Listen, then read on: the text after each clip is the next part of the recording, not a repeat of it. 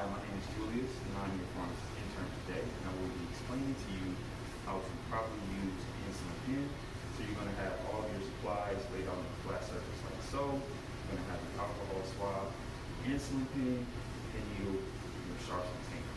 First, you're going to pick up the insulin pen. You're going to remove the cap from it. If the insulin is cloudy inside, you're going to roll it in your hands 10 times, and then you're going to flip it 10 times. After that, you're going to take an alcohol swab. You're going to wipe the tip of it. And after that, you're going to take the pen needle, twist it onto the insulin pen. Then you're going to twist 2 units to prime the insulin pen. And you're going to push some of the insulin out to ensure that there aren't any air bubbles. Once you do that, you put it to the side, and you start focusing on where you want to inject it. So you have 4 places. You have the upper buttock, behind the arm, 2 inches above the navel, and outer thigh. And before you inject, make sure that you wipe down the injection site with alcohol. And once you inject, you're going to inject and hold for 10 seconds. Once that's done, then you can put the cap back onto the insulin pen, and you untwist the pen needle and you place it into a sharp container. And I advise you to contact your physician with the results to ensure that you get the proper treatment needed. If you have any questions, feel free to ask. Thank you. You're welcome. Hello, my name is Ashley Prescott. I'm the pharmacist intern today, and I'm going to be teaching you how to inject your insulin using a syringe. So to start off, you're going to have to collect all your equipment just to make it easier. So you're going to start with 2 alcohol swabs, 1 syringe. It's going to be 2 vials of insulin. One's going to be clear, and the other one, your package, is going to be cloudy. And then your sharps container. So before you get into it, I'm going to quickly explain the parts of the syringe. So first, this is a 1 cc syringe holding up to 100 units. Each increments of being at 10, and those little slashes in between those are 2 units. Okay. So this right here is, of course, your needle protected by the needle cap. This is your barrel, and this is your plunger protected by the plunger cap. And these little 2 things that you'll hold, of course, are the wings. The black thing is what you're going to use. The first little line on top it's the whole rubber stopper. But the first line of the rubber stopper is what you're going to use to measure out everything. So don't use that bottom line. Okay. So first things first, you're going to use an alcohol swab and disinfect the top of both your cloudy and your clear insulin. Make sure before you even get started that your insulin isn't defective, so no crystals, no blobs, no anything that just looks abnormal. Don't use it. Just discard it and use another one, or contact your doctor.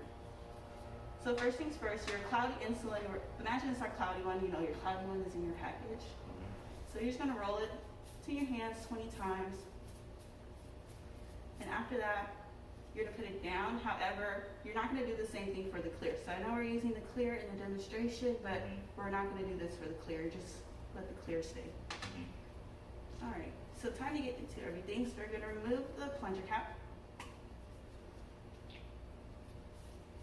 and the needle cap. So first things first, you're not just gonna directly go straight into everything. We are gonna start off by putting air into both vials. So with the air, you are going to make sure to put the exact same amount of air that you need for insulin. So with both vials, we are going to do 20 units each. So we're going to go ahead and do 20 units of air. 20 units of air. Starting off with your clear. So go ahead, do that. And then you're going to do the same 20 units for your cloudy. And then same thing, put in the air. After that, you're going to go ahead and you're always going to mix your clear with your cloudy. So go in, your clear, get those 20 units you need, invert it, make sure that the main key factor is making sure that the needle isn't on top of that fluid, otherwise you're just not going to get anything in there. Also, when you're pulling, make sure you go slow so you don't get any of those air bubbles. So you're just going to pull it down to 20 so you don't get any air bubbles. So keep it 20. Okay, so we have our 20 units of clear now. So now what we're gonna do is add that clear to the cloudy. So you're gonna imagine this is your cloudy vial. Go ahead, hold it like a pencil. Insert through. And we're add your needed 20 to bring you down now to 40. So you have your total of 40 units. So now it's time for injection. You have two main injection sites for insulin with the syringe. It's going to be the abdomen or the outer thigh. You could choose either or, but do ensure that you do rotate each site weekly because you don't want to repetitively inject the insulin in the same site over and over. So first, disinfect either location you choose. Use your thumb and your other fingers to just grab a good little chunk, not too tight, just loosely grab, and then go ahead and inject. And just hold it in for about 3 seconds to make sure everything fully goes in. Of course, press the button. We'll shoot through. Inject. Remove.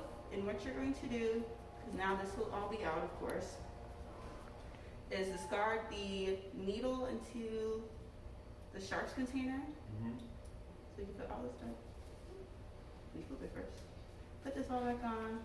The needle go into the sharps container. And any unused insulin you'll store in the fridge for 28 days. So do ensure that you write the date on the bottle if you have more left to put in the fridge. Okay. Can I ask a question? Yes. Does it have to be like a specific needle size? Oh yes, so the specific needle size, so you always know you have the correct syringe. If the side says 1 needle only insulin, only syringe, and then it's gonna be a 6 mm needle. Okay. And make sure you never use the same needle twice. Always discard your syringes. If you need more syringes, you can stop by the pharmacy. I can provide some for you. Okay. You have any more questions for me today? No, ma'am. Thank you. Thank you. Good morning, ma'am. So my name is Diane. I will be your pharmacist intern for the day. And basically, I will show you how to use a glucose monitor at home, how to take your blood glucose at home, okay? To check it. All right. So the first thing you need to do is to have your Lancet drum, your Lancet device, the glucose monitor, some alcohol swipe, or cotton balls if you don't have alcohol swab at home, and your stripes, okay? So to start, the first thing you need to do is to take your Lancet device, okay? You will need to open it, take off the cap, and you will need to take your Lancet drum and insert it right here inside, that way, okay? And then you will just put back your cap on it, close it, and leave it on the side. Then the next thing you need to do is to make sure first to wash your hands with soap and warm water. And then you will need just to take your stripe and insert here inside of the monitor and just, set up on the side, leave it ready, okay? So then what you will need to do is to take your Lancet device, you will open it, and you will need to make sure first to press the top to make sure that the Lancet device is ready. Right there, and it will turn yellow right here. So then, can I get your hand, please? So you will need to use the side of your finger better to have, less pain. So what you're gonna do, you just gonna need to press the Lancet on the side right this way, and then make sure as well. I'm sorry, I forgot to tell you, to make sure to put the right depth required by your physician. Usually between 4, others 2. It really depends on what the physician will tell you. And then you will need to press right here on the finger, by pressing the yellow button right here. Once you hear that, it means that it's got in, and then you can just place it on the side. And then you will need to take off the first drop of blood, and then take a alcohol swipe, and clean it, and then massage your finger, and then press one more time and take the second drop of blood. That you will need to install right here on the line here on the stripe. So then you place the blood here, then you will just sit on it and leave the monitor just read the result for you. So for the result, I just want to let you know that it should be between 80 and 130 milligram before meal, and after meal it should be less than 180 milligram, like 1 to 2 hours after meal, okay? And make sure to record your results on a notebook. Make sure to monitor it, check frequently. if you have any issue or any abnormal result, make sure to let know your physician or your pharmacist if you have any concern. All right. Then when you're done, so you can take off your Lens drum. You close back your cup right here. Oops. Sorry. Okay.